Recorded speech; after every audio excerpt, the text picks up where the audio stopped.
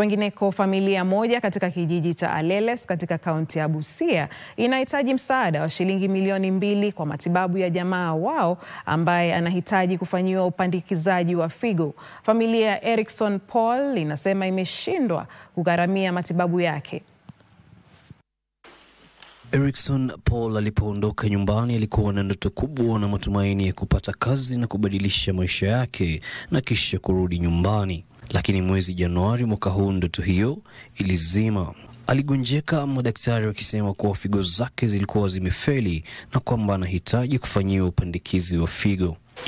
Inani strain sana.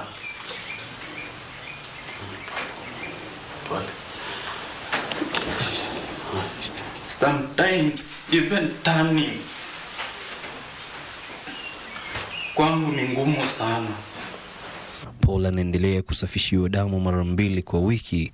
I've been in dialysis since January na imekuwa ngumu sana kwangu.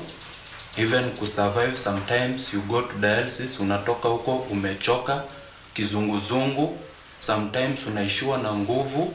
Madaktari wamesema Paul anahitaji upandikizi wa figo na shilingi milioni 2 zinahitajika kwa matibabu hayo, familia yake ikisema haiwezi kumudu.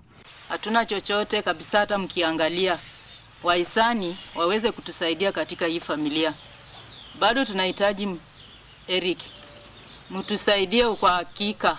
Na hii boma sisi hatuna mbele wala nyuma, hatuna chochote. Sasa familia yake inawaomba wahisani kuwasaidia. Unaweza tuma mchango wako kupitia